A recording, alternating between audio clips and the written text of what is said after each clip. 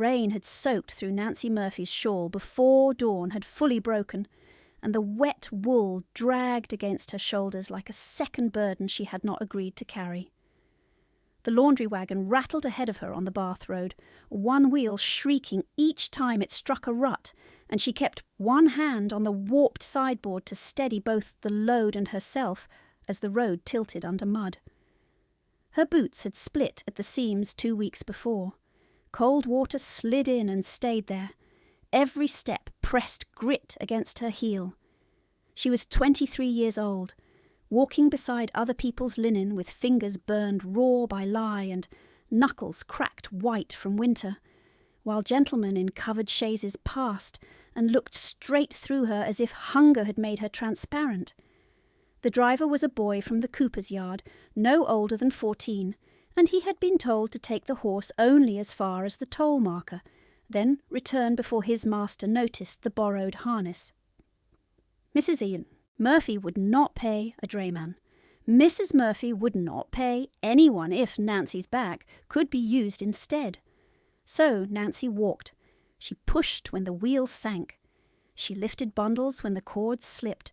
Steam rose from the linen where rain struck cloth still warm from boiling. The smell of soap, wet hemp, and horse breath filled her throat until it tasted like metal. She had not eaten since the previous day at noon, unless one counted the heel of bread she had found hard as plaster on a kitchen shelf and softened with water. Her stomach cramped and then went quiet, as if it had accepted terms. A pair of women under a milliner's awning watched her pass and lowered their voices without lowering their eyes. One tapped the other's sleeve and tilted her chin toward Nancy's dress. The skirt had been mended in 3 shades of brown thread, and rain made every repair plain. A man in a black coat moved aside with a show of courtesy for the wagon, then gave Nancy the narrow edge of pavement and wiped his glove after her sleeve brushed his cuff. None of them spoke to her, none needed to. She knew the look by now, not servant, not lady, something troublesome in between. A person who belonged to nobody worth naming. By the first week of March, she had learned to mark the day by errands rather than bells. Monday meant the ledger at the fishmonger and the pawnbroker queue. Tuesday meant church steps on her knees with a pail that leaked down her stocking. Wednesday meant market accounts, where every stallholder spoke to Mrs. Murphy in honey and to Nancy in arithmetic. Thursday meant carrying dresses for alterations she would never wear. Friday meant the apothecary for tonics she was not permitted to taste. Saturday meant silver polish until her wrists trembled.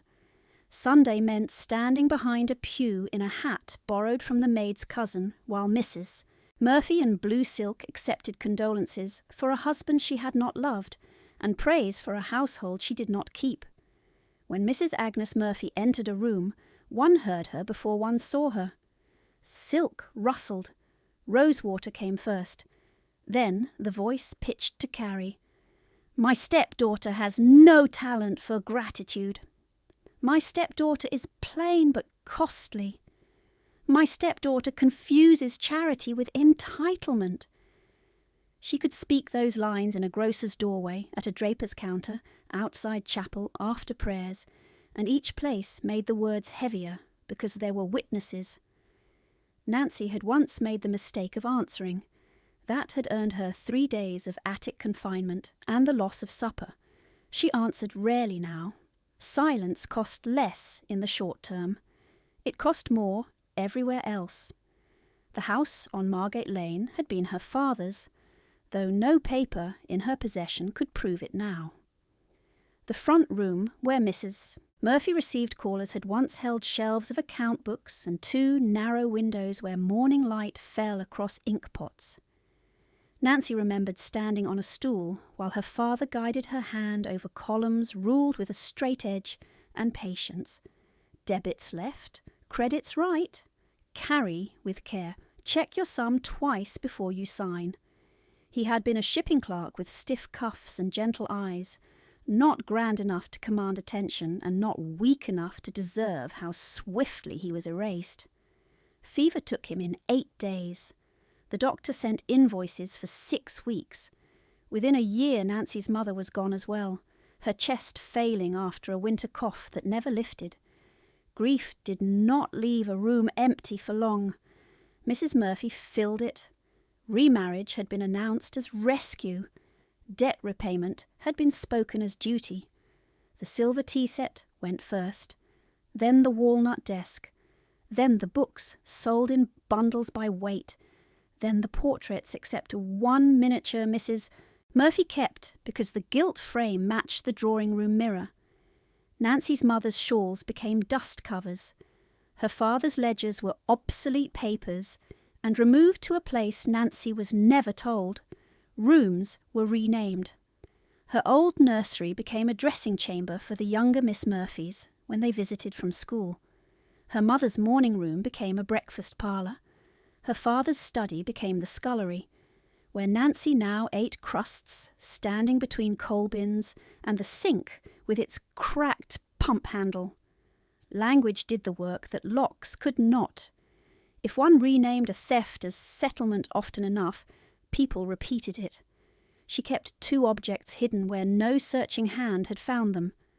A brass tally key, dull with age, no larger than her thumb.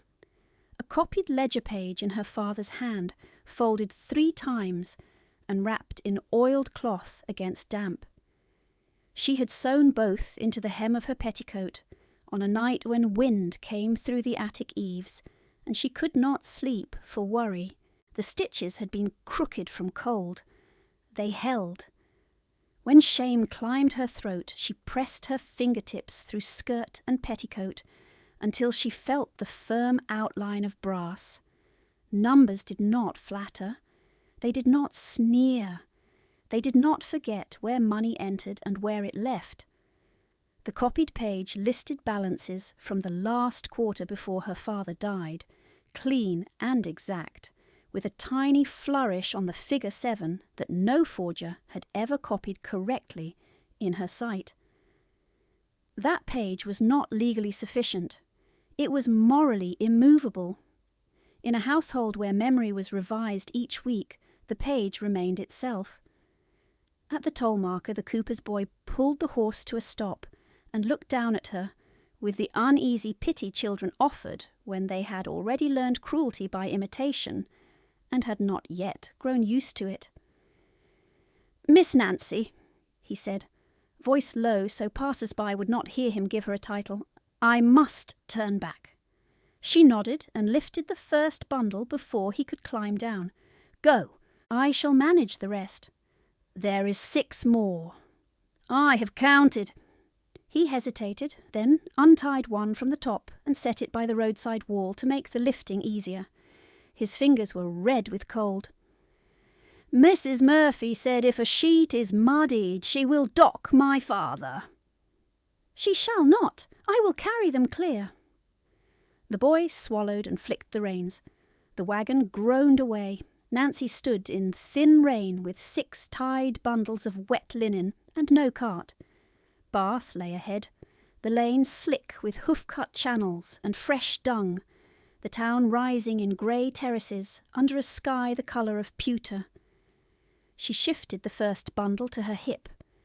The weight drove pain from shoulder to lower spine in one straight line. She tightened her jaw and began to walk. People noticed now because she moved slowly enough to be seen. A baker's apprentice laughed when she slipped and caught herself against a post. 2 clerks outside a counting-house paused their argument to watch her wrestle a knot of cloth that had fallen open and begun to drag in mud. One of them said, not quietly, "That is Murphy's girl, the plain one, always carrying something." The other gave the brief shrug of a man who had assigned her to the category of ordinary misery and found it uninteresting. Nancy gathered the spilled sheet before the mud could stain the centre seam. Her hands shook from effort. She tucked the cloth tighter and went on. At the lower arcade she met Mrs. Murphy coming from the haberdasher with 3 parcels and Miss Lucinda at her elbow, both dry beneath a black carriage umbrella held by a footman in Murphy livery. Blue silk swept inches above puddles. Rosewater cut through rain and horse. Lucinda's bonnet ribbons were the colour of cream. Nancy stopped because stopping was safer than walking past without acknowledgement. Mrs. Murphy's eyes moved over her once, from wet hair clinging to her temples to the grime at her cuff. You are late. The wagon could not come beyond the toll. I carried what I could. You carried what was assigned. Do not seek praise for obedience. Lucinda smiled without warmth. She frightens customers when she stands so near the front entrance. Truly, Agnes, she might wait by the yard gate. Nancy shifted the bundle to her other arm. The twine bit deeper into her palm. The sheets are clean. Mrs. Murphy angled her face so two ladies emerging from the print shop could hear the weary patience in her tone. If only diligence were joined to grace, still one works with what one has. She took one parcel from the footman and handed it to Nancy, adding weight to weight. Take these to number 12 Camden Crescent. Then collect the pawn ticket from Mr. Hales and return by the church. The north steps are black with soot. Scrub them before supper. Nancy looked at the parcels. Kid gloves, a bolt of ribbon, something wrapped in tissue that smelled faintly of lavender sachet, luxuries she would carry and never touch. Yes, Mrs. Murphy. And stand straighter, you look like a beggar. They moved on in a rustle of silk and polished boots. The footman did not meet Nancy's eyes. The two ladies from the print shop watched openly now, one with pity, one with curiosity, both relieved that the scene confirmed their own distance from it. Nancy waited until the umbrella turned the corner before she let out the breath she had held through the exchange. Her ribs ached with it. She walked up Camden Hill with rain on her face and wet linen on her shoulder, and new parcels balanced atop old burdens. Her left boot sole flapped at the toe. Each step slapped water against her stocking. Her fingers had gone numb at the tips, then burned as circulation returned, then went numb again. A church bell struck the quarter hour somewhere above the mist. She did not quicken. Haste would tear the seam of the top bundle and cost her another evening mending by candlelight after the house slept. At the rise where the road narrowed between stone walls, she paused only long enough to press her hand flat against her skirt hem. Brass, folded paper, the tiny hard certainty of things that had not changed their figures to suit another person's story. She lifted the bundle again and kept moving toward town, cold and hungry and upright, while the rain turned steady as judgment and the morning crowd parted around her as if she carried a contagion they did not name. Nancy kept her eyes on the stones ahead and adjusted her grip when the twine cut deeper, because pain behaved better when it was named and sorted. Shoulder, palm, lower back, heel.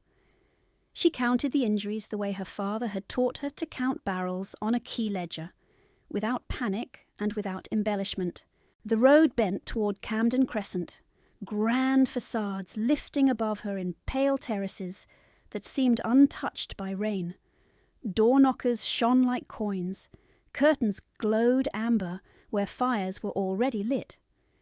She climbed the last incline with wet linen pressing her ribs and thought, not for the first time, that deprivation had an architecture. It had attic stairs and service passages. It had names painted in gold over doors. She entered only by the side gate. At number 12, she was made to wait beneath the servants' awning while a maid in clean cuffs examined each parcel, as if dirt might leap from Nancy's sleeve to the tissue paper. Nancy stood still and did not shift her weight, though her knee trembled.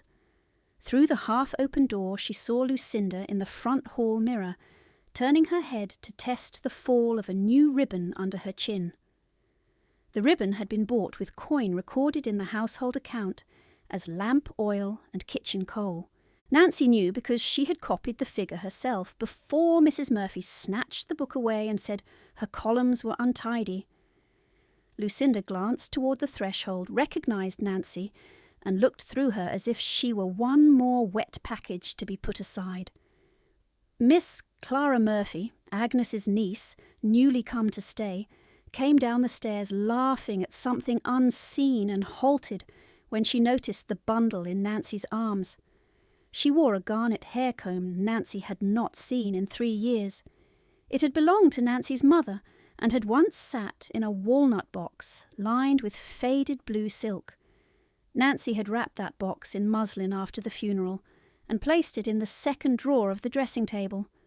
Mrs. Murphy had called the contents old trinkets and announced they were required for debts, yet the comb was here, polished bright in Clara's fair hair.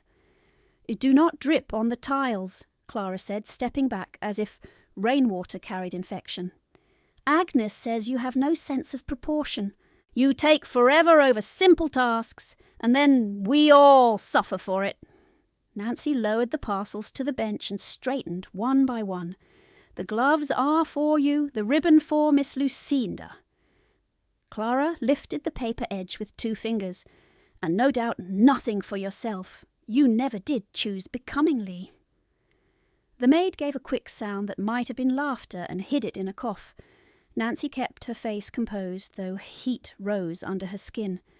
She had chosen once. She had chosen books and plain wool and a narrow comb of polished horn because those lasted. She had chosen to sit with her father after supper and balance columns while her mother read aloud by the grate. She had chosen to stay at her mother's bedside when the coughing worsened and the doctor said fresh air, then said draughts, then said nothing useful at all. Choice had narrowed since then, until it resembled obedience. "Mrs. Murphy requests the account signature," Nancy said. Clara waved a ringed hand toward the maid. "Have her mark it in the vestibule. I will not have mud carried into my aunt's drawing room." By the second spring after her father died, Nancy had learned that humiliation was administered in teaspoons, not one blow to fell her. 100 little corrections. Stand there, wait outside, do not touch that chair, speak lower, speak less, eat later, wear this cast-off, be grateful. The daily arithmetic of being diminished left no bruise that a magistrate would count, yet it altered her posture, her hunger, her sleep. She signed for the delivery in a careful hand and passed the slate back. Clara had once asked Nancy to teach her book entries and had abandoned the lesson after 10 minutes, saying figures made her eyes ache. Now she spent freely from sums she could not add. The maid finally nodded toward the service gate. "Mr. Hales sent for the pawn ticket at noon. If you're late, he closes the book." Nancy picked up the wet linen again. The world tilted for one breath. She waited until it steadied. "I shall go now." She descended toward Milsom Street with the rain thinning to mist. Carriage wheels hissed over damp stone. At the corner by the saddler, 2 apprentices carried out a walnut desk with one leg repaired in ash wood, the grain mismatched and obvious even at distance. The scar in the surface matched a memory in her palms. She had gouged that edge at 9 years old while sharpening a slate pencil too hard. Her father had run his thumb over the mark and called it a family sign, then winked when her mother pretended sternness. The desk had been sold as obsolete furniture 6 months after his death. Seeing it now with a dealer's chalk number tied to the handle struck her so sharply she stopped in the street and earned an impatient shout from a driver. She moved on before anyone could notice her staring. In Mr. Hales's pawn shop, the air smelled of dust and iron and old cloth that had absorbed years of other people's emergencies. Shelves held clocks that no longer ticked, candlesticks without pears, christening spoons, mourning brooches, a violin with one string. Mr. Hales sat behind a gridded screen with spectacles low on his nose and a ledger open under his wrist. He looked at Nancy, then at the bundle, and gave a practical nod that contained no kindness and no cruelty. "Ticket for Murphy household," she said, placing the folded chit on the counter. "Mrs. Murphy requested immediate release." He checked the number, unlocked a drawer, and removed a sealed envelope and a small wrapped parcel. "Interest increased on Tuesday. 2 shillings more than last month. Tell your mistress, delay costs." Nancy accepted the items. The parcel was light, too light for silver. Perhaps lace. Perhaps another object from rooms that had once contained her parents' names. She turned to go, then saw on the side shelf, awaiting valuation, a child's leather-bound psalter with her initials pressed faintly in gold at the bottom corner, E.M. The clasp had been repaired with thin copper wire exactly where she had broken it at 13.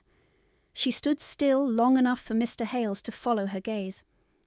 "That one is not entered yet," he said. "You wish to claim?" "With what?" He closed the drawer. "Then do not look at it as if it were wounded. It is a book." She met his eyes and heard her own voice come out steady. "It was my mother's gift." His expression shifted, then settled back to business. "Bring 6pence by Saturday and it remains unlisted. After that, it goes to shelf." Nancy nodded once. 6pence was half a week of kitchen purchases if she skipped candles and stretched broth with water. It was also the cost of keeping one more piece of memory from becoming anonymous inventory. She tucked the pawn envelope beneath her bodice, pressed safely above her stays where rain would not spoil the seal, and stepped back into the street. On the way to the church, she passed the apothecary where Mrs. Murphy had once sent her for laudanum for nerves, and then accused her of dawdling when she waited in queue with day labourers and coffin clerks. She passed the fishmonger who billed 2 cod to household supper and handed 1 quietly to Lucinda's music tutor by the rear door. She passed the print shop window, where a caricature showed a thin servant girl dropping porcelain, while a broad lady in satin raised her hands in despair. 3 young men laughed at it. Nancy kept walking. She had learned that mockery became louder when answered. The north steps of St. Stephen's rose black with soot exactly as instructed. Rain had drawn dark channels down the stone. A pail stood by the rail with a brush whose bristles had splayed almost flat. She set down the linen and parcels under the eave, removed her shawl and wrapped it around the most fragile bundle to keep the cloth from direct wet. Then she knelt. Cold struck through wool to skin at once. She dipped the brush, scrubbed in short, hard strokes, and watched grey water stream toward the gutter. Scrubbing church stone was work designed to be seen. Gentlemen climbed past and nodded to one another above her bent back. Ladies lifted hems and avoided splashes with offended little breaths. Boys ran down the side and nearly clipped her shoulder, then laughed when she flinched. No one asked her name. Everyone noticed her hands. The lye had left the skin chapped and reddened. Knuckles split in crescents that reopened when she gripped the brush too tightly. She changed angle to spare the worst crack and resumed. She could not return with the steps still black. Mrs. Murphy would check the hem of Nancy's dress for soot and call it proof of indolence. As she worked, the old sequence came in its usual order, not as recollection but as pressure under the ribs. Fever in August. Father burning and shivering in the same hour. The physician's purse-lipped promise that stronger broth might help. The whisper at the bed that accounts must be settled. Her mother standing too straight through the funeral, and then coughing blood into linen she hid from Nancy by instinct that failed within weeks. Winter, draughts under doors, bills stacked by candle stubs. The second funeral before spring had fully turned, the women from chapel saying she was brave in tones that meant young and unprotected. Then Agnes Murphy with condolences and efficient hands. Agnes with proposals and legal language, and a solicitor who addressed Nancy as Miss only when others listened. Agnes saying, "The house must be managed by one with practical sense." Agnes insisting, "Your poor mother left obligations no girl can comprehend." Agnes declaring, "You will thank me in time." The two daughters arrived with trunks, ribbons, laughter that filled corridors Nancy had once crossed barefoot at dawn to fetch water for her mother's tea. They selected rooms, they selected china patterns, they selected which framed portrait would remain in public view and which would go to storage. They selected Nancy's blue winter cloak and called it an inheritance adjustment when she protested. Lucinda's sleeves had hung too short until they were lengthened with lace bought from household funds. Nancy wore her father's old coat cut down by the seamstress and patched at elbows with plain serge. A deacon paused halfway up the steps and recognised her. Mr. Bell, narrow-faced, mild, forever smelling of starch. He looked from her hands to the pail and spoke softly, so passing parishioners would not hear. "Miss Murphy, your father once balanced this parish relief account when our clerk was ill. He was precise." Nancy kept scrubbing. "He believed books should be clean before consciences." Mr. Bell lowered his eyes. "There is talk in town about your household finances." "Unkind talk. I mention it only that you may be prepared." Her brush stopped for one beat, then moved again. "Talk has been my daily ration for 3 years." He seemed about to add more, then thought better of it, and continued up the steps, shoes dry, cuffs untouched by soot. The warning stayed behind like a draught. Unkind talk about finances. Her stomach tightened. Mrs. Murphy had been moving figures between columns for months, sending Nancy to obtain signatures from tradesmen and then recopying totals in a different hand. Twice Nancy had asked to reconcile vouchers and been told she was overreaching. Once she had refused to initial a page where the sum had changed after she ruled it. That night supper had been withheld, and Lucinda had remarked, almost lazily, that obstinacy was ugly in women who had no dowry. Rain eased near noon. By then the upper 8 steps were visibly cleaner, pale stone emerging from black film in ragged bands. Nancy rose to carry the pail down, and her knees buckled before she caught herself on the rail. She stood very still until the dizziness passed. In the church window glass she saw her reflection warped by old lead and rain streaks. Dark hair escaped from pins, cheekbones sharper than they had been a year before, eyes too large in a face thinned by rationed meals. "Plain," Mrs. Murphy said. "Expensive. Ungrateful." Yet the features in the glass looked like her father when he bent over columns in lamplight, his concentration severe until she solved a sum, and he smiled. She crouched by her bundles and checked each item against memory before lifting them again. Linen, gloves, ribbon, sealed pawn envelope still dry at her bodice, wrapped parcel from Hales, all accounted for. Her fingers found the hem of her petticoat through damp skirts and pressed until brass answered. The tally key had no legal force and no market value. It had survived auctions, searches, alterations, and winter mice in the attic trunk. So had she. When the bell struck 1, she took up the load and started back toward Margate Lane, carrying on her shoulder the household's proof of gentility, and under her heartbeat the records of what that gentility had cost. The lane spat her out into the edge of the pump room arcade, just as the rain hardened again, a fine cold sheet that made the flagstones shine like dark glass. Nancy shifted the linen higher on her shoulder and kept to the wall where the overhang offered a narrow strip of shelter, Voices swelled under the arches. Porcelain rang against saucers. The smell of coffee, wet wool, and mineral water pressed thick in the air.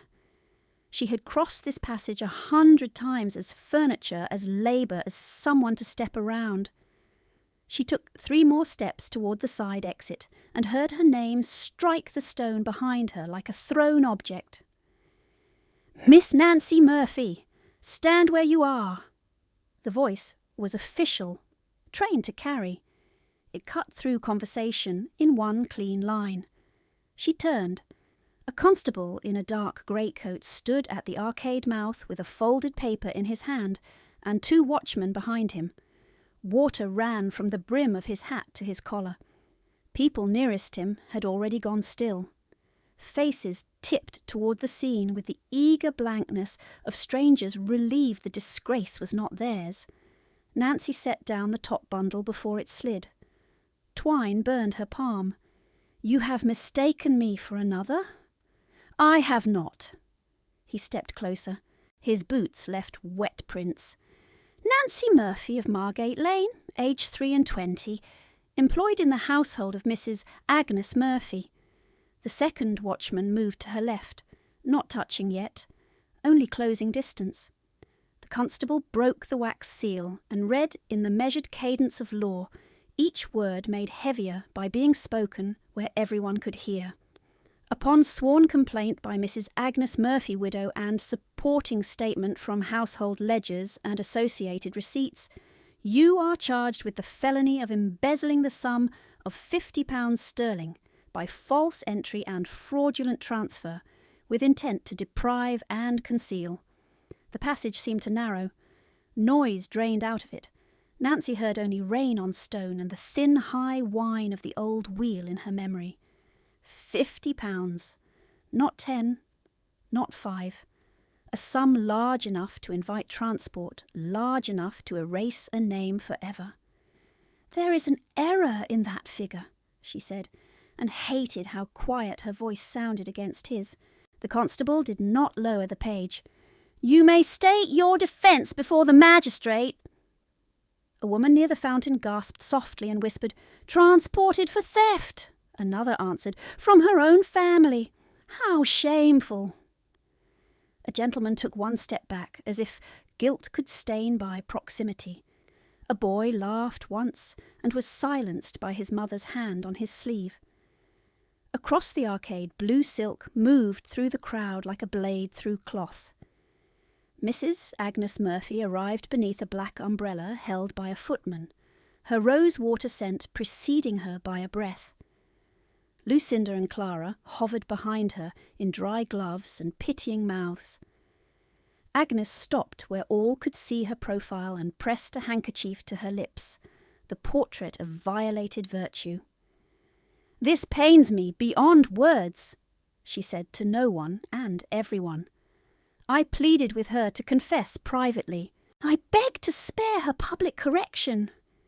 Nancy looked at her and felt for a sharp instant the clean heat of anger that had been denied food for years. Agnes's eyes were bright, not with grief, but with triumph carefully powdered. "You altered the ledger," Nancy said. Mrs. Murphy drew back by half an inch, enough to perform injury. "Do not compound dishonour with accusation." The constable folded the warrant. "Miss Murphy, you are required to come." When she did not move quickly enough, his fingers closed around her right forearm above the wrist, not cruelly, firmly. The pressure found an old bruise and woke it. Her wrapped parcel slipped from the top of the linen, struck stone, and rolled toward a pillar.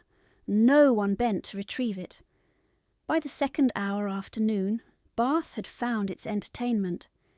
People who had not known Nancy's name 10 breaths earlier now spoke it as if they had always carried judgment ready-made. She tasted metal at the back of her throat. Hunger turned the edges of sight thin and bright. She forced air into her lungs and straightened. "I will walk," she said. The constable released her arm but stayed close enough that retreat was absurd. He gestured toward the magistrate's side entrance beyond the arcade.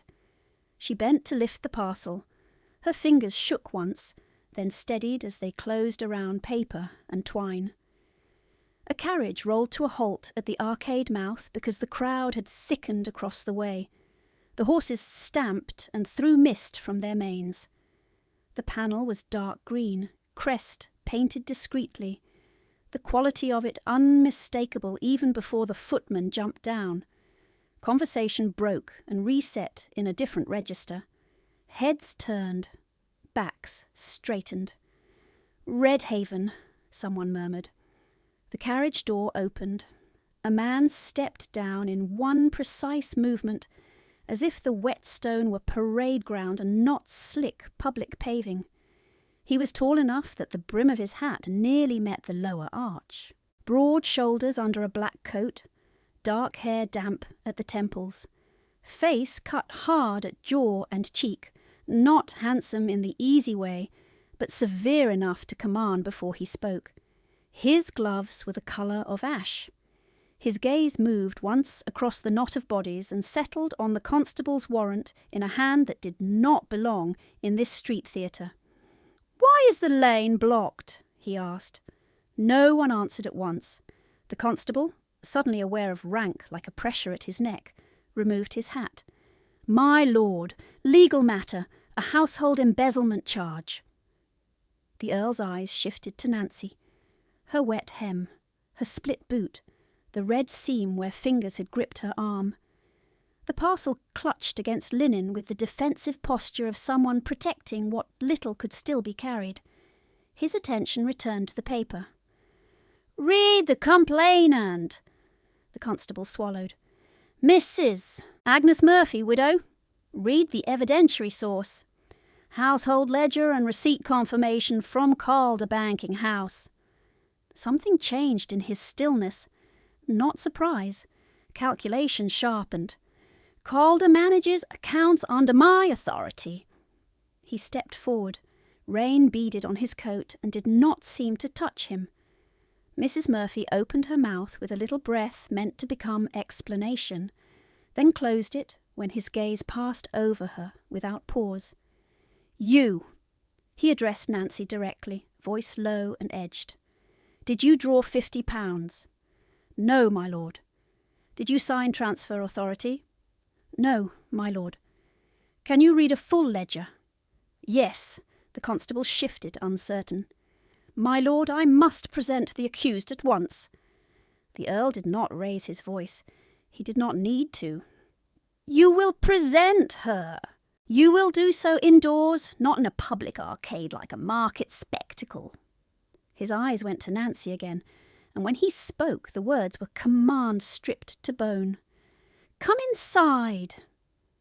He turned before she answered, already moving toward the magistrate's side door. The crowd parted faster for him than it had for the warrant. The constable gestured Nancy forward with renewed urgency, but his hand did not touch her again. Mrs. Murphy called after them in a tremor of manufactured distress. "My lord, this girl has deceived us all. You do not understand her character?" He did not look back. "Character is measured by records, Mrs. Murphy. Bring yours." The side corridor smelled of damp stone, sealing wax, and old coal smoke. Nancy's wet skirt brushed her calves with each step. Her pulse beat hard enough to sting her fingertips. She had seen Elias Ashcombe, Earl of Redhaven, only at distance before this day, a dark figure exiting a church by the north transept, while others bowed. Everyone in Bath knew the outline of his power: estates in Somerset and Kent, a seat in the Lords, a winter reputation for refusing invitations and refusing explanations. None of that prepared her for the force of his attention at arm's length. He walked as if decision itself made room for him. A clerk at the anteroom desk sprang to his feet so quickly his chair tipped. "My lord, private chamber," Redhaven said. "Now." The clerk fumbled keys and led them through a narrow door into a waiting room with 2 straight-backed chairs, a small fire fighting damp in the grate, and a table scarred by generations of impatient hands. The constable remained by the door. Nancy stood because the linen occupied one chair, and she would not place wet bundles on polished wood. Redhaven removed his gloves, finger by finger, and set them on the table. "State your name." "Nancy Murphy." "Age?" 23. "Occupation?" She hesitated one beat. "Servant in her father's house." "Drudge?" "Scapegoat." None would help. "Household accounts and errands." His mouth tightened. Not quite disapproval, not quite acknowledgement. "You are shaking." "I am wet, my lord." "And hungry." She said nothing. Silence answered for her. He turned to the constable. "Food, bread and tea, immediately." The constable blinked. "Regulations do not permit." "Then amend your understanding of regulations." Redhaven's voice stayed level, which made it colder. "You have a woman in custody who has walked in rain with no coat fit for weather.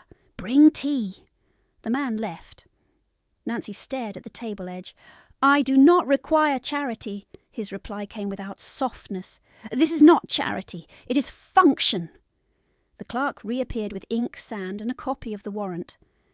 Redhaven took the page, scanned the entries, and held it toward Nancy without stepping closer than necessary. "Read line 4 aloud." She set down the parcel and took the paper carefully so her damp fingers would not blur it. The script was clerkly until the figure in question. Then the line thickened. The 7 curled wrong. The carry mark sat one row higher than rule would permit. She heard her father's voice as clearly as if he stood by the grate. "Check your sum twice before you sign. Transfer drawn by household proxy, witnessed and entered as sundry domestic expense. Amount £50, she read. "The column does not carry. It should be 5. Redhaven watched her face, not the page. "How do you know?" "The ink weight changes at the second digit. The flourish on the 7 is copied from another hand and turned inward instead of out. The witness mark is placed after the ruling line, not before." She looked up. Whoever altered this did not keep account books for long. For the first time, something like interest struck through his reserve. "You saw the original entry?" "Yes. Where?" "In Mrs. Murphy's day ledger on Tuesday fortnight. It read £5 under lamp, oil and coal. I refused to initial because the receipt total did not match." "You refused?" "Yes, my lord." His gaze went to her right hand, where the skin at the thumb joint was split and rough with soap burns. A bookkeeper's hand reduced to labour. He held out his own. "The warrant." She gave it back. Their fingers did not touch. He turned to the clerk, who hovered just beyond the threshold, pretending not to listen. "Send for Calder's junior ledger and counterfoil book for Murphy household last 3 months. Tell him Redhaven requires immediate production." The clerk swallowed. "At once, my lord." Redhaven added, "And summon a handwriting examiner from Sessions' office." When the clerk vanished, Nancy found her voice again. "You move quickly for a stranger. Fraud attached to my banking house becomes my matter." He set the warrant flat and weighed it under his palm, as if pinning an insect. "Whether you are guilty remains to be proven." The words should have stung. They steadied her instead. He did not offer pity. He offered process. The constable returned with a tray. Thick bread, weak tea, 1 chipped cup. Nancy did not reach for it. Pride and nausea tangled in her throat. "Eat," Redhaven said. "I can answer questions without—" "Eat." She tore a small piece and forced herself to swallow. Her stomach clenched in protest, then accepted. Heat from the cup hurt her fingers and revived them at once. He asked in clipped sequence, and she answered in full sentences, because anything less would be mistaken for fear. Dates of entries, names of suppliers, which vouchers she had physically carried, where Mrs. Murphy kept seals, who had access to the writing desk, what sums had been moved from household to personal purchases, disguised as fuel, soap, medicine. She gave each fact cleanly. No tears, no plea. At one point he said, "Why did you not report this earlier?"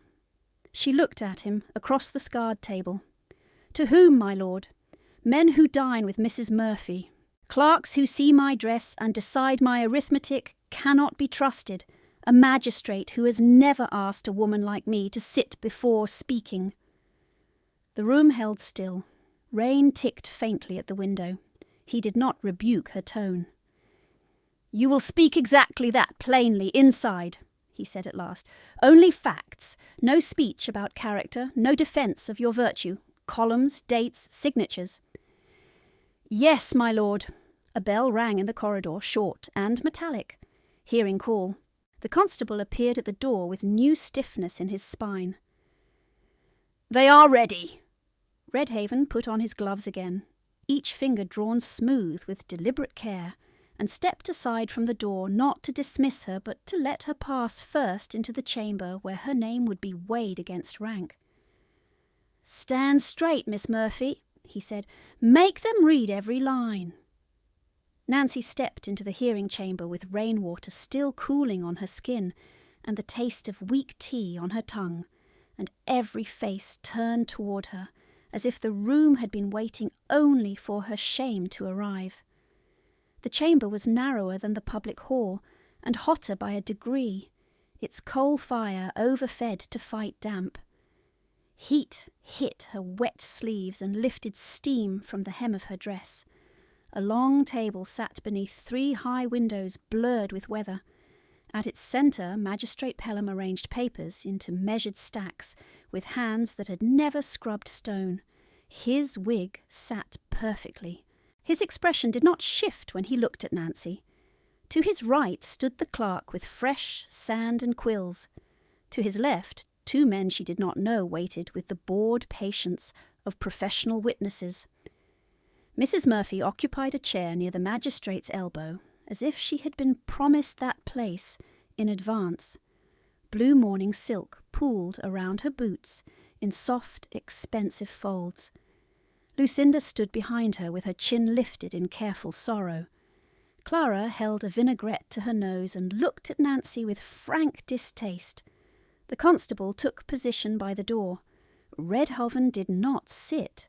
He remained by the side wall in his dark coat, still as carved slate, close enough to intervene, and far enough that no one could claim familiarity. Magistrate Pelham glanced at the warrant, then at Nancy's dress. "Miss Murphy, you stand accused of felony misappropriation. You understand the gravity." "I do, sir." "Answer directly." "No speeches." His gaze flicked once toward Redhaven and hardened. "This court is not persuaded by theatrics." Nancy folded her hands at her waist to hide the tremor that cold and hunger still left in her fingers. "Yes, sir." Mrs. Murphy gave a soft sound behind her handkerchief. "I have treated her as my own, your worship. I gave her shelter when she had none. She repays kindness with deception." The words fell with practised sorrow. Nancy felt their old weight and refused to bow under it. She kept her eyes on the magistrate and waited for the question that mattered. It came as figures. "On Tuesday fortnight," Pelham said, reading, "a transfer was entered under domestic expense at £50. Did you write this line?" "No, sir." "Did you benefit from any disbursement from household funds?" "No, sir." "Did you possess access to the day ledger?" "Yes, sir, for copying totals." "Mrs." Murphy leaned forward. "You see, she admits access." Redhoven spoke without raising his voice. "Access is not proof of alteration." Pelham did not look at him. "My lord, the bench will decide what constitutes proof." A clerk entered with 2 ledgers bound in calfskin and a packet of receipts tied in red tape. Behind him came Mr. Calder's junior partner, pale with urgency and rain, carrying a counterfoil book wrapped in oilcloth. He bowed to the magistrate, then to Redhaven. "Requested records, sir." "Set them there," Pelham said. Nancy watched the books land on the table and felt the world narrow to paper, ink, and line spacing. Here, at least, truth had edges. Here, mistakes could be traced. Pelham gestured to the clerk to untie the packet. Pages spread. Figures surfaced. "Miss Murphy," he said, "identify the disputed entry." She stepped forward when instructed. The room smelled of wet wool, sealing wax, and rosewater. She found the line in less than 10 breaths. "This one, sir." "And your objection?" "The carry from the prior column is wrong by 1 place. The second digit is darker, laid after drying. The 7 uses an inward terminal, unlike the surrounding hand." Pelham's mouth thinned. "You speak with confidence for one of your station." "I speak to arithmetic, sir." A brief silence. Lucinda shifted. Clara rolled her eyes toward the ceiling. Mrs. Murphy dabbed at dry eyes and whispered, perfectly pitched, "Ungrateful girl." Pelham motioned to the man at his left. "Mr. Vane, handwriting examiner." The examiner bent over the page with a lens, then asked for 2 undisputed samples from the same ledger period. Nancy identified them. He compared pressure, slant, and flourish without commentary. His finger paused over the altered 7. "We shall reserve conclusion pending full comparison," he said at last. "There is inconsistency." Mrs. Murphy's fan snapped shut. "Inconsistency does not clear theft." Redhaven's eyes moved to Nancy's bruised wrist, then back to the table. He said nothing. The clerk reached for the next receipt. At that instant a shout cut through the corridor outside. Not the muted noise of petitioners. A sharp cry. Then the thud of something heavy striking stone. A second voice followed, young and panicked. "Tom! Hold still! Hold still!" The constable half turned toward the door and hesitated. Pelham frowned. "Close that door." Another cry came, thinner now, edged with pain. Nancy knew that sound. She had heard it in shipyards and kitchens and churchyards where no physician stood ready. She looked at the constable. He did not move. "Servants will manage," Clara murmured, annoyance outweighing concern. Nancy's body answered before caution could bind it. "Sir, permission to attend him?" Pelham blinked as if she had spoken out of order in a language he did not expect from her. "You are under accusation. You will remain." The cry came again. "Please, someone fetch water." Nancy took 1 step toward the door anyway. "His hand is crushed. Delay will worsen swelling." The constable moved to block her. Redhaven spoke 1 word. "Move." The constable moved. Nancy was already in the corridor, skirts catching at her knees as she ran down the short stair to the service courtyard. Rain had turned to a cold drizzle that made the cobbles slick. A delivery cart stood crooked by the rear arch. 1 shaft splintered. Beside it, a young groom in his early 20s knelt with his back against the wall, face gone chalk pale, left hand trapped in a broken hinge plate where the cart's sideboard had collapsed. A stable porter hovered uselessly, crying without sound. Another porter shouted conflicting orders. "Do not pull," Nancy said, dropping to her knees in water. "If you wrench it, you tear more." The groom's breath came in staccato gasps. His eyes found hers and fixed there with animal fear. "It burns!" "I know." She looked up at the porter. "You brace that board. You hold the wheel still. When I count 3, lift together, not sooner." No one moved. Redhaven's voice sounded from the stair above, flat as iron. "Do as she says." Men obeyed. Nancy stripped off her shawl and folded it tight, then slid 1 edge under the groom's wrist to cushion skin from metal. The shawl was her only true warmth, still damp from rain, threadbare at the fringe. She did not pause.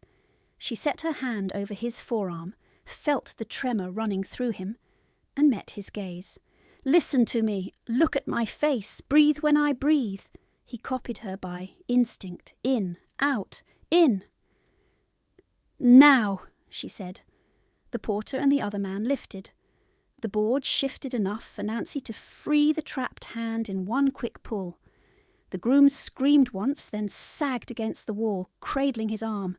The hand was already swelling across the knuckles, skin abraded, 2 fingers bent at an angle that promised trouble, but not final ruin if set quickly. Cloth, Nancy said. Clean if you have it. No one had any. She tore a strip from the lining of her own sleeve with her teeth and fingers, then another. She wrapped the hand loosely to control pressure, bound wrist to palm, and used the rigid wooden measure stick from the cart as a splint along the forearm. Her fingers worked from memory, sure despite cold. Her father had taught ledgers. The old dock surgeon had taught bandaging when he found her at 14, holding a lamp too close to a sailor's wound and refusing to faint. "Water!" she called. The porter held out a bucket half full of grey rainwater. "Not that. Clean water. Boiled if possible." She pointed to a footman in livery watching from under the arch. "Kitchen pump, then kettle. Run." He stared at her for one heartbeat, then looked to Redhaven and ran when Redhaven gave the smallest nod. The groom whimpered. "I dropped the latch. Mr. Copley will dismiss me." Nancy tightened the final knot and shook her head. "The hinge pin failed. I saw the crack. You did not cause this." It was not wholly true and not wholly false. The pin had been worn, the cart had been overloaded. Blame would seek the smallest back available, as it always did. She would not let it settle here if she could shift its weight. By the time the kettle arrived, rain had stopped. The courtyard smelled of horse, iron, and wet stone cooling under a thinning sky. Nancy rinsed grit from the scraped skin, with water gone merely warm, then rewrapped the hand with the clean linen the footman finally produced. She checked capillary return with a pressure of her thumb. Colour returned slowly. Good enough for transport. "Take him to Mr. Ames, the surgeon on Chapel Row," she told the porter. "Do not let him jostle. Hold the splint level." The porter nodded, chastened. He lifted the groom carefully. The injured man clutched Nancy's torn sleeve strip in his uninjured hand, as if it were a promise. "You will be able to hold reins again," she said, because he needed to hear a future spoken aloud. His lower lip shook. "Thank you, miss." When they had gone, she sat back on her heels and realised her own hands were shaking hard now that they were empty. Her knees were soaked through. Her sleeve hung ragged to the elbow. The courtyard had gathered witnesses in every doorway. No one spoke until the sound of the departing cart faded. From the stair, Magistrate Pelham called down with brittle irritation, "Miss Murphy, this is not a parish infirmary. Return at once." Nancy rose. She swayed once and steadied herself against the wall. The petticoat hem brushed her ankles, heavy with water. Beneath it she felt the stitched outline of brass key and folded copied page, still there, still dry enough, perhaps. She wiped her palms on her skirt and climbed. Redhaven waited at the landing, blocking half the corridor with his shoulders. Up close she saw rain at his collar and one drop sliding from his jawline to disappear beneath his cravat. His gaze passed over her torn sleeve, muddy hem, reddened knuckles, and then held on her face with that same unnerving precision. "You gave away your shawl," he said. "He needed binding." "You may have needed it inside." "I am used to cold, my lord." His ears tightened. Not anger exactly. A contained force she could not pass. "Do not say that as if it is ordinary." She looked past him toward the chamber. Mrs. Murphy's profile was visible through the half-open door, composed again, ready to resume injury. "In my house it is ordinary." Something changed in his stillness then. a narrowing of focus, as if a final uncertainty had been removed. He stepped aside and opened the door fully, not with gallantry, but with intent. Inside, Pelham tapped the table. "We have delayed enough." Nancy took her place where he indicated, water dripping from her cuff to the floorboards. Lucinda stared at the torn sleeve with open contempt. Clara whispered, "She has made herself more dramatic." Mrs. Murphy gave a faint sigh meant to signal long-suffering patience. Pelham addressed the room. "For the record, interruption noted. Proceeding resumed." Mr. Calder's junior partner opened the counterfoil book and pointed to transfer stubs. Pelham asked Nancy to identify entries she had copied. She did, dates aligned until the disputed week. Then the sequence broke. Stub number 214 showed £5 to coal merchant Berris and Son. Ledger line showed 50 to Berris and an added supplier initials that did not match known trade names. Nancy spoke carefully, each word placed. Berris uses a straight-backed B with no lower curl. This receipt bears a looped hand unlike their invoices. The supplier mark, LM Provisions, appears nowhere in previous months. There is no corresponding delivery in kitchen stock. Mrs. Murphy snapped, "How would she know kitchen stock? She steals from it." Nancy turned finally and met her gaze in full view of everyone present. "Because I keep your inventories when your daughters are at cards."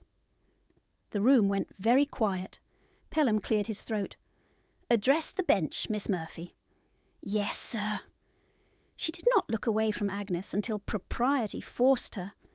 Mr. Vane requested comparative samples from Mrs. Murphy's personal correspondence. Agnes objected. Redhaven spoke only once. "Produce them!" The command landed with the weight of title and banking authority combined. After a strained minute, Lucinda surrendered 2 notes from her reticule, one to a modiste, one to a cousin in Bristol. Vane compared slant and terminal flourishes. The inward 7 appeared again. By late afternoon light, pale and exhausted through the high windows, even Pelham could not pretend the figures were simple. He announced a recess for formal collation of hands and receipt provenance. The court would reconvene within the hour. Constable watch remained in place. No one was discharged. Nancy stepped back from the table, legs unsteady. She had not eaten since the piece of bread. Her sleeve clung cold to her forearm, where rainwater and kettle steam had dried and dampened in turns. She could feel eyes on her from every corner of the room, curiosity now braided with something that felt like recalculation. As the others shifted into whispered conferences, Redhaven crossed to the sideboard, poured tea from a service pot gone nearly tepid, and brought the cup to her without ceremony. His hand did not shake. "Drink," he said. She accepted, because refusal would be foolish now. The tea was bitter. It steadied her anyway. At the doorway she heard the stable porter's voice from the courtyard below, breathless but clear, telling someone, "The dark-haired lady fixed it. She knew what to do." Redhaven heard it too. He did not look toward the sound. He looked at Nancy. "When this resumes," he said quietly, "speak as you did outside, precisely, without fear." She held the cup with both hands to keep them still. "Fear is present, my lord." "Then proceed with fear." His eyes were the colour of storm water under stone. "Do not yield the line." The bell rang for reconvening, sharp and unforgiving, and Nancy set down the empty cup, straightened her torn sleeve as far as fabric allowed, and walked back toward the table where her name waited to be weighed again. The scrape of chair legs and the whisper of silk swallowed the bell's last vibration as the chamber settled into its second round of judgment. Nancy took her place where the clerk directed. Standing rather than sitting, though her knees still held the ache of wet stone from the courtyard. Water had dried in faint tide marks along her skirt. Her torn sleeve had frayed further at the cuff. No one offered her needle or thread. No one offered a shawl. The omission was deliberate now, not careless. Magistrate Pelham adjusted his spectacles and looked first to Mrs. Murphy, then to the ledger, then briefly to Redhaven, as if rank itself were a draught he preferred not to breathe too deeply. The bench has reviewed the preliminary comparison. There are irregularities. Irregularity is not exoneration. Mrs. Murphy inclined her head in controlled grief. Precisely, your worship. She has always been clever with figures. Cleverness serves deceit as readily as honesty. Nancy felt the old instinct rise, the one that told her to endure in silence and survive another day. It had kept her fed enough to continue. It had also brought her here. She fixed her gaze on the ruled margin of the nearest page and kept her breathing even. Mr. Vane, the handwriting examiner, cleared his throat.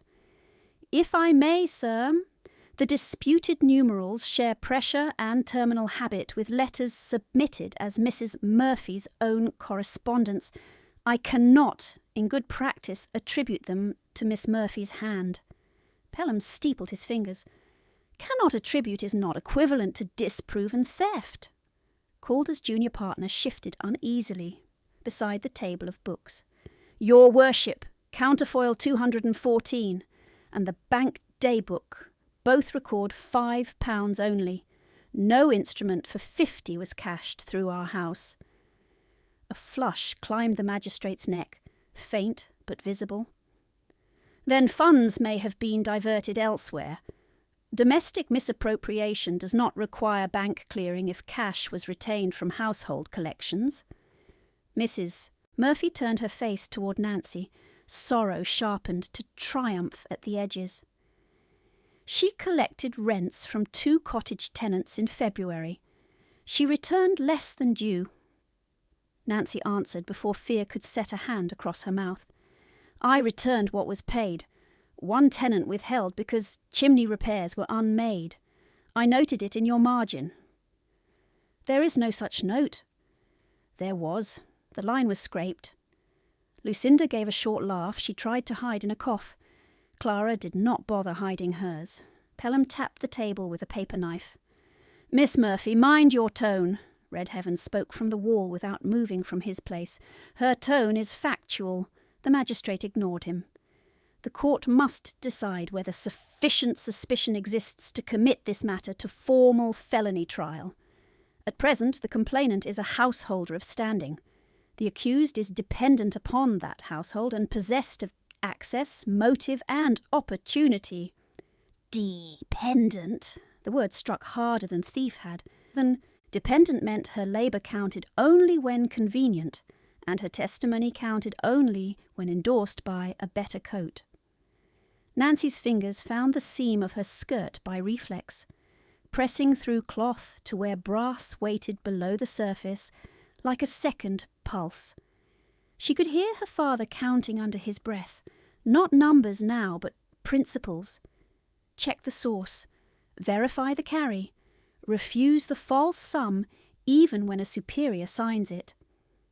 By the time the second questioning began, the room had warmed enough to smell of damp wool drying and candle grease softening in brass sconces. Pelham called for oral testimony in sequence. Mrs. Murphy repeated kindness and betrayal with polished emphasis.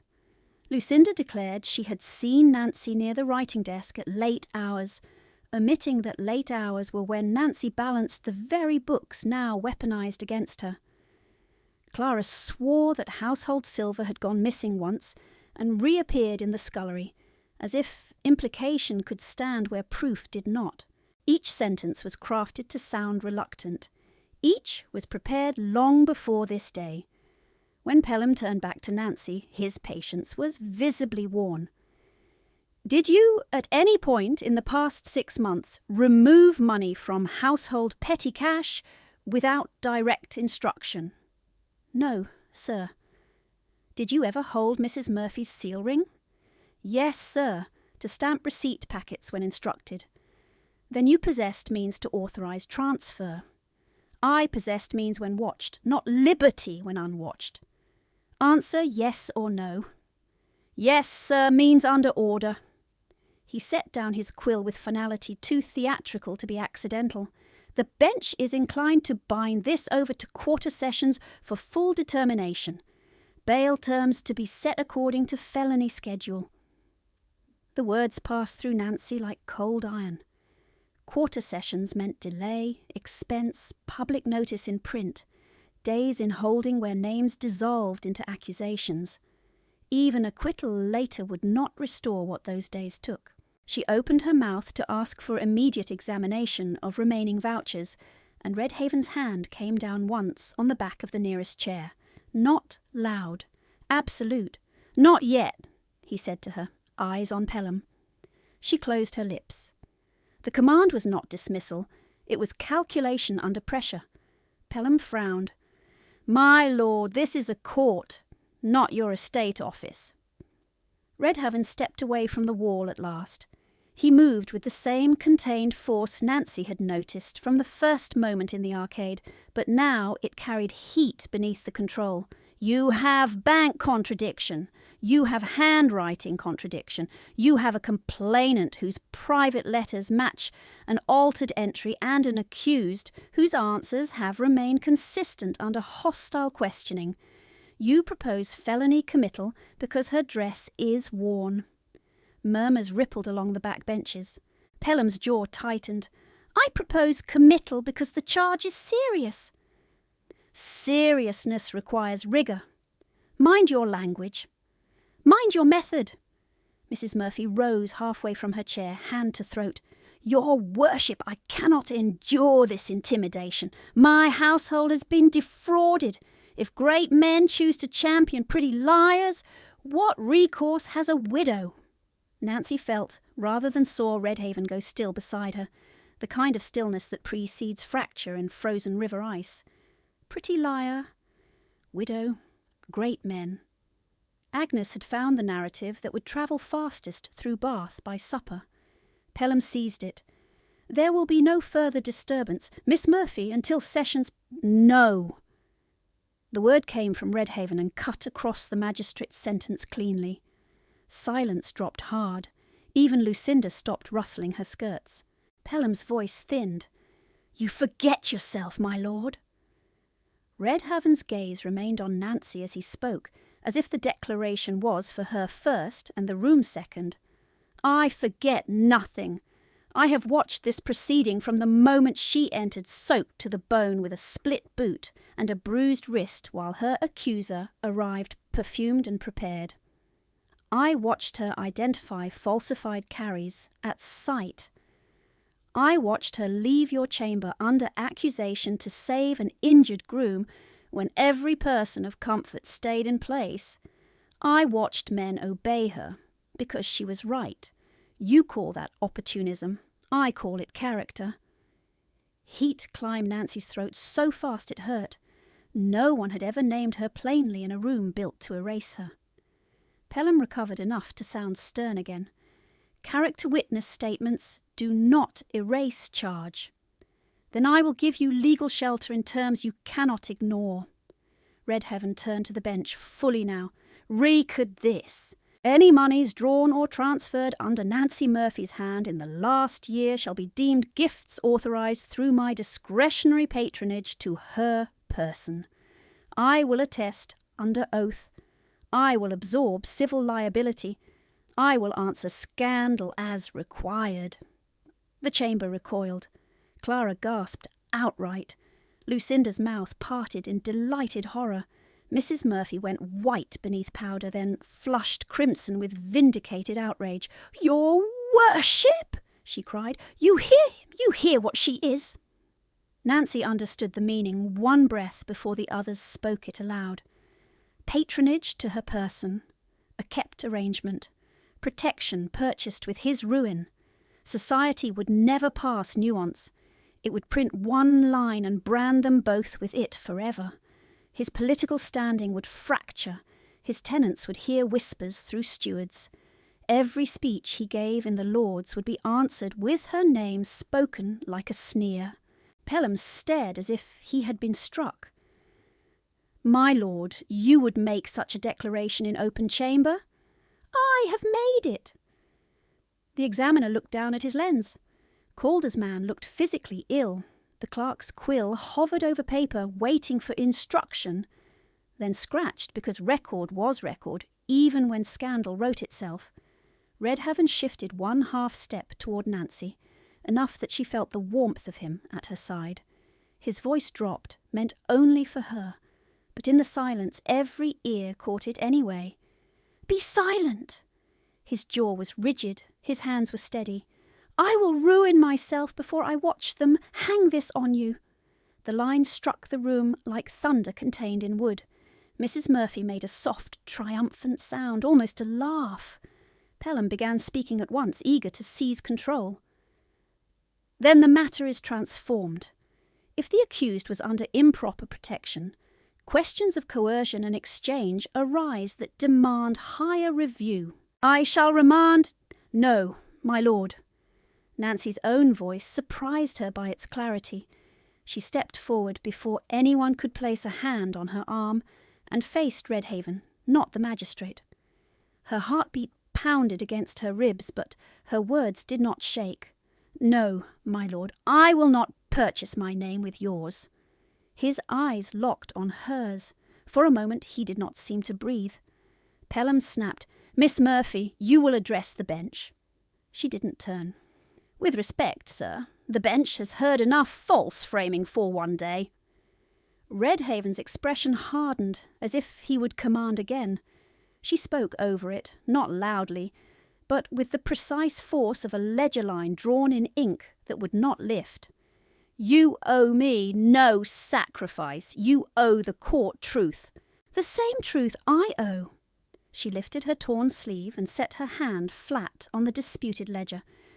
"Do not make me smaller to save me faster." Something moved in his face then, not softness, not surrender, but recognition of a boundary he had expected to overrun, and could not. His mouth tightened once. He withdrew the 1/2 step he had taken toward her. Mrs. Murphy found her voice and hurled it like a dart. "Hear her defiance. She commands an earl in court. Is that the behaviour of innocence?" Nancy turned at last to the magistrate. "It is the behaviour of a woman refusing another false entry. Record this as well, sir. I decline any claim that recasts account fraud as private vice." Pelham blinked, caught between scandal and procedure. Decline has no legal function here." "Then note my denial in full." Calder's junior partner, perhaps desperate to rescue the room from its own collapse, reached into his satchel with shaking fingers. "Your worship, there is one additional packet. I did not produce it earlier because I was not asked. It contains provisional supplier signatures returned this morning from branch review." Redhaven did not look away from Nancy when he said, "Produce it now." The packet hit the table with a dull slap. Red wax cracked under Pelham's knife. 3 slips slid free, each marked LM Provisions, with the same looped hand Nancy had flagged. Calder's man set beside them a registry index from licensed merchants in Bath District. No LM Provisions existed. Pelham's face drained of colour in increments. From the corridor below came hurried steps, and then the stable porter's voice at the threshold, breathless, forgetting protocol in urgency. "Beg pardon, sirs. Mr. Ames sent word for the dark-haired miss. He set Tom's fingers proper and said the splint done in the yard preserved the joints. He said to report that delay would have cost the hand." The porter stopped, seeing the chamber full and charged, but the message had landed. Witness to competence, outcome delivered. No rumour now, but surgeon confirmation. Pelham rubbed 2 fingers against his temple. "Remove this man." Redhaven spoke without turning. "He has given relevant corroboration of her conduct under stress. It stays in record." The clerk hesitated. Then, under the combined weight of title and unfolding evidence, he wrote. Nancy stood very still. The wet in her hem had gone cold again. The room smelled suddenly of ink and fear. Across from her, Redhaven remained motionless, as if any movement now might shatter the narrow bridge between protection and respect they had just built in public view. Pelham exhaled through his nose, long and unwilling. The bench will not issue committal at this time. Proceedings are suspended pending full forensic comparison and perjury review of submitted household testimony. Mrs. Murphy, you are ordered to surrender all account books, private correspondence touching supplier payments, and seal instruments by dusk. Failure will invite immediate warrant. Agnes Murphy's chair scraped backward. You cannot mean I do. His gavel came down once, and Miss Murphy remains under court protection until review concludes. Nancy heard the words and understood their practical mercy. She also heard what had not been said, not acquitted, not yet cleared, only the rope loosened from her throat by inches. She looked at the ledger, at her own hand resting beside Redhaven's gloved one, 2 different stations held over the same line of ink. He spoke so low only she could hear now. I would have done it, she answered without looking up. I know.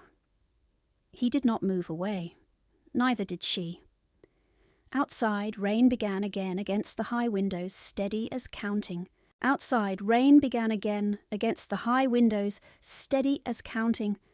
And Nancy heard her own voice ask the bench, calm and clear, if the court seeks the first true line, I can provide it now. Pelham looked irritated by any new turn he had not authored. What line? The one written before Mrs. Murphy touched our books. Nancy moved her hand from the ledger and touched the soaked edge of her petticoat. I request a knife. No one in the room spoke for one suspended beat. Then Redhaven took a small penknife from his pocket and placed it on the table beside her hand, handle first. She slid the blade under a row of old stitches at her hem, careful despite the shaking in her fingers, and cut them open in a narrow seam. Damp thread gave way. A small brass key dropped onto the wood with a sharp metallic tap. Then a folded packet wrapped in oiled cloth. Lucinda made a sound of disbelief. Clara whispered, She has hidden things on her person this whole time. Mrs. Murphy's face changed for one instant before she mastered it, and that instant was enough. Nancy unwrapped the packet and unfolded one page, then another, fragile at the creases but dry. The writing was neat, angled, and exact, with sevens that carried a tiny outward hook, her father's hand. She laid the copied ledger page beside the altered household line. My father kept quarter balances with this flourish. Mrs. Murphy copied it badly when she altered totals after his death, and again this year. Mr. Vane can compare. She tapped the brass key. This opens the old tally box from his desk. Mrs. Murphy said it was sold. It was not sold. It was moved to the coal cellar. I found it once when sent for kindling and hid the key then. Pelham stared at her as if she had stepped outside the category assigned to her. Constable, is there such a box on the inventory? The constable, who had been sent to secure records, shifted his weight. Yes, sir. Iron-bound wood case marked with shipping initials. Seized this afternoon with account books. I left it in evidence room because it was locked. Bring it. While he ran, the room held in brittle silence. Rain on glass. Scratch of the clerk's quill. Mrs. Murphy's rosewater had turned sour in the damp heat. Redhaven did not take his eyes from Nancy's face. You were carrying this all day, he said quietly. All year, she answered. 3 days later would be spoken often in town gossip, but this was the hour that made those days possible. The constable returned with a square, iron-bound box, mottled with rust, initials faint but legible on the brass plate, T.M. shipping accounts. Nancy had traced those letters with her fingertip as a child, while her father laughed and told her no ledger feared an honest audit. Pelham gestured. "Proceed." Nancy took the key. Her hand shook once. She set the key in the lock and turned. The mechanism resisted, then gave with a hard click that seemed to travel through the entire chamber. She lifted the lid. Inside lay wrapped bundles of old receipts, a shipping tally stick, and beneath them a small velvet pouch. She opened the pouch and tipped out a signet ring bearing her father's crest and a second tiny seal carved with the letters L.M. Provisions in fresh, cheap brass. Calder's junior partner leaned forward so quickly his chair scraped. "That stamp matches the false supplier slips." Mr. Vane asked for the seal, pressed it to soft wax, and compared the impression to the fraudulent receipts. "Exact! Tool marks at the lower serif match." Nancy unfolded the oldest receipt bundle. "These are from the final quarter before my father died. Balance is clean. No deficit requiring emergency liquidation. The contested debts, Mrs. Murphy named, were inflated when copied into later household books." She placed one page after another in order, each column aligned. "And this is the original coal account line from Tuesday fortnight. £5. Pelham's composure broke at the edges. He looked from document to document, then to Mrs. Murphy. "Do you deny possession of this seal?" Mrs. Murphy rose halfway, silk whispering like dry leaves. "I deny all malicious invention. The girl has plotted this spectacle. She has been coached." Redhaven spoke without heat, which made the words heavier. "By whom? Arithmetic." The clerk, who had hesitated before, now read from his own notes in a tightened voice. "Record reflects counterfeit supplier, altered numerals, and contradictory sworn testimony by complainant." Pelham closed his eyes for one breath, then opened them and straightened. "Mrs. Agnes Murphy, you are hereby charged pending formal indictment for perjury, falsification of account records, and fraudulent instrument use. Constable, take her into custody." Lucinda stepped back as if the order were contagion. Clara began to protest, then stopped when the second watchman moved. Mrs. Murphy drew herself up to full height, fury cracking through the social varnish. "You cannot lay hands on me in this room." The constable answered, almost apologetic, "I can, ma'am." He did. The same corridor that had swallowed Nancy in public disgrace now saw Mrs. Murphy led through it between guards. Blue silk gathered in her fists to keep from dragging. At the hall mouth, where afternoon petitioners still waited under dripping cloaks, heads turned again. This time the whisper moved in the opposite direction. Pelham did not adjourn. He looked at Nancy, and the look had altered. Not warm, not kind, merely accurate. "Miss Murphy, stand for formal finding." She stood. "On evidence submitted and corroborated this day, this bench dismisses felony accusation against Nancy Murphy with immediate effect. Her name is cleared of embezzlement in this jurisdiction. Clerk, enter restoration of standing and notify Sessions no committal." The quills scratched. Sand fell. Sealing wax warmed. Calder's junior partner asked leave to address the bench and received it. "In light of records opened, our house petitions to amend the late Thomas Murphy account entry and remove suspicion of deficit that damaged his reputation after death." Pelham nodded once. "Granted, enter amendment." Nancy did not cry. Her throat burned anyway. She pressed her palm flat to the table until the wood grain imprinted her skin and kept her upright through the pronouncement she had not let herself imagine.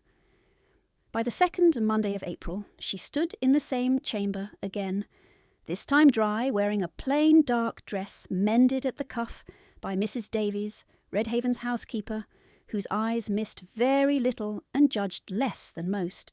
A Chancery solicitor read out the trust instrument in full, Household income from the Margate Lane property and associated rents was placed under independent trusteeship, dispersed for maintenance and wages by recorded account, inaccessible to Mrs. Murphy pending trial, and thereafter by permanent bar. Nancy's signature appeared beside 2 witnesses and a magistrate's seal. She checked the totals line by line before signing. No one told her to hurry.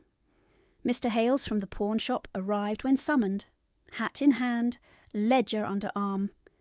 Under court order he produced the Murphy Pawn Register. Nancy paid 6pence from her first lawful stipend and reclaimed her mother's psalter, its copper clasp repair still crooked. She also reclaimed the walnut desk receipt, now voided, and the garnet comb entered as disputed household property.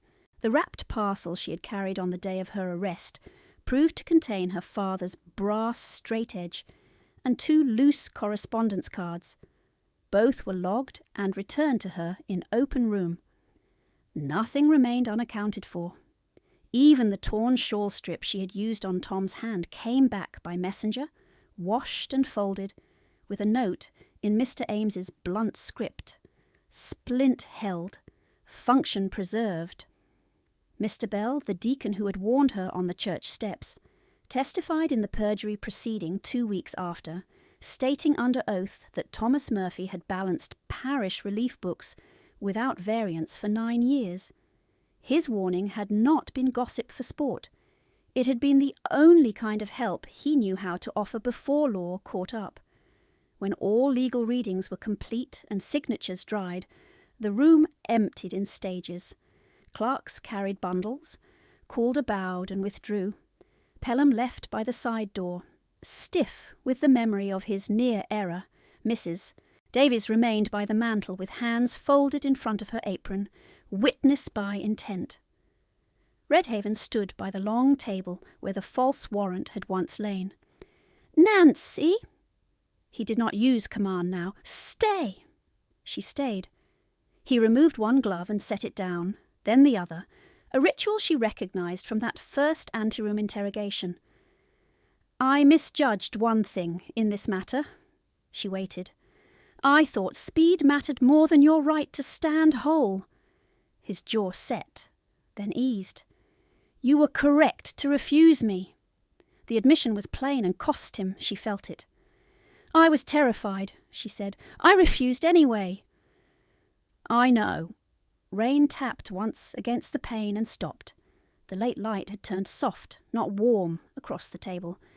He reached into his coat and placed a folded document before her, then withdrew his hand at once. "This is not a command, it is an offer. Marriage settlement drafted to protect your property as yours, with trustees independent of me. Read every clause. If you refuse, it will be burned.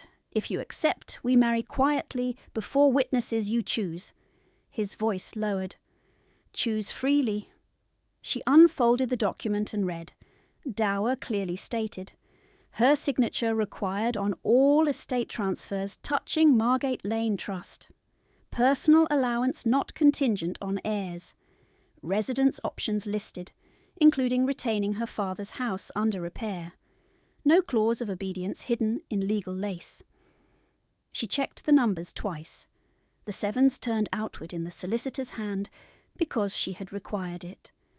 Mrs. Davies watched from the mantel, saying nothing, but her expression held that grave human sympathy servants wore when they had seen too much injustice to mistake dignity for pride. Nancy looked up. "My witnesses." "Name them." "Mrs. Davies, Mr. Calder, Mr. Bell." "Done." The ceremony took place in St. Stephen's vestry. Before noon, rain could begin, with stones still cold underfoot and candle-wax scent rising from the small side altar. "Buiter." Bell read the lines in a voice that shook only once. Mrs. Davies signed with firm strokes. Calder signed carefully. Banker precise. Redhaven answered his vows in the same clipped register he used for commands, except no command appeared in them. When it was Nancy's turn, her voice did not falter. After the signatures, she turned to Redhaven in the narrow vestry light, where no crowd could perform approval, and no enemy could rewrite what had happened. "Yes," she said, and this time it was to a future written in her own hand as much as his.